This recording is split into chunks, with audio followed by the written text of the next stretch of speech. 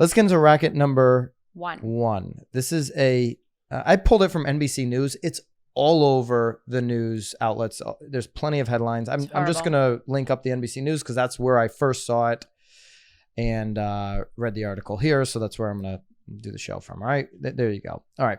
Headline. Black real estate agent clients. So the agent and clients handcuffed outside of Michigan home they were viewing. Let's go through this terrible story.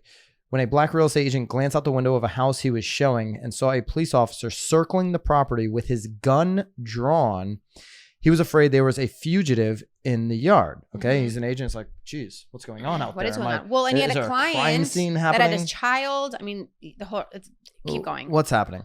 Yeah. He's like, okay, this is kind of a nice house, but there's a criminal outside. Eric Brown, the agent, so much for that house, said he thought to himself when he saw the officer. At the time, he was giving Roy Thorne and the man, Roy's son, 15-year-old son, Sammy, a tour of a Wyoming, Michigan home. Not to be confused with Wyoming the state. Right. It's not the You state. got that? Yep. Okay. Michigan, the state. He's not going to buy this house. Now, Brown worried. Yeah, of course. I mean, I'd be worried about the fugitive. However, he said he grew less concerned with making a sale, right? Of course, and more concerned with staying safe when he noticed a second officer behind a tree making hand gestures like they do in the movies. I'm watching you. I'm watching. Before the afternoon was over, police officers would order the trio. So Brown, the agent, who's the agent, Thorne, the and buyer, the son, Sammy, 15-year-old, the trio, out of the homes and place them all in handcuffs, including the 15-year-old. Can you believe that? It's horrible. So not a typical showing, right? Brown, who's 46, with Grand Rapids Real Estate, arrived at the 2-story, 2-garage, brick-covered home at 2 p.m. Sunday and did what he always does. So this is 2 p.m. on a Sunday. This is like... It sounds like the agents were he was waving to the neighbors, got there a little early to turn everything on, get the showing prepared. So this is what he does when he gets to a showing, Nicole. And I've never done this. Tested the doorbell. I've he never tested the doorbell. Yeah, I never tested the doorbell. Do you do that? Never.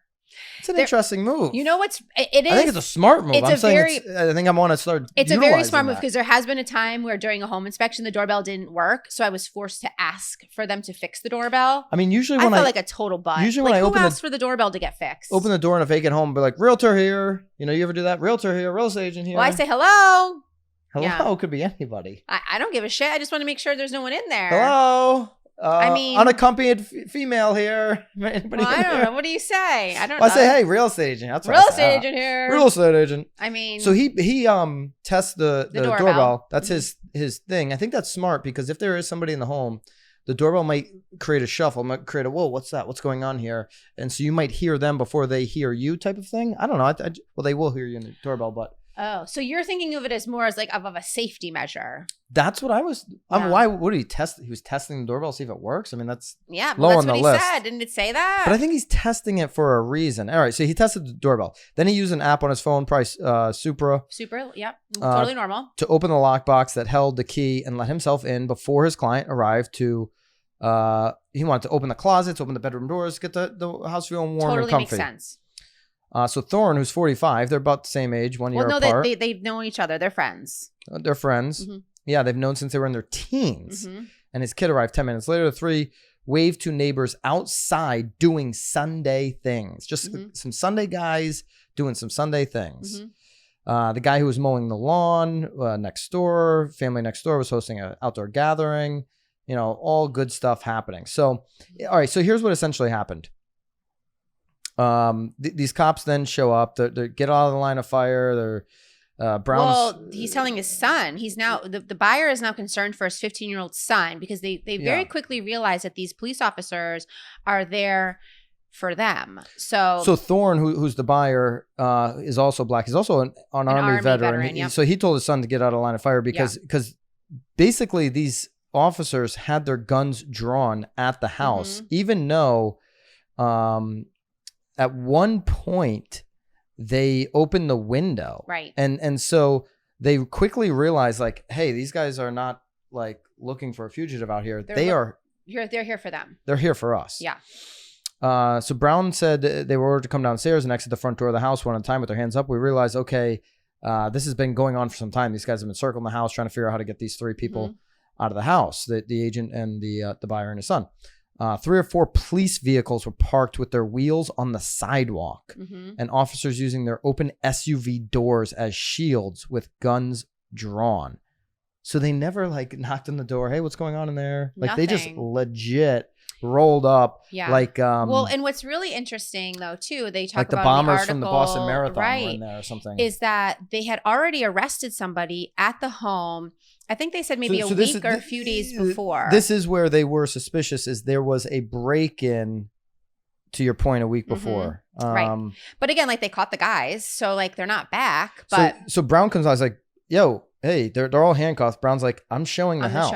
It's like, what's the disturbance? Didn't get an answer. Before Nothing. He was about to be placed in the cruiser, he urged the officer to go into his pocket and pull out his wallet to find his business card. I'm assuming there's a for sale sign. I would hope so. House. And there's a lockbox. Like I used the lockbox. Like I the key's probably still in the door. So he says, I'm just showing the house. Get my business card. Okay. So the officer paused, asked how Brown got into the house. Dude, I'm an agent. So Brown is still I have the code. Here's the code on my phone. He says, take me back to the entrance of the house. He demonstrates how he got the key out of the lockbox to the officer. The officers with the Wyoming Police Department took the handcuffs off the 3 and apologized, Brown said.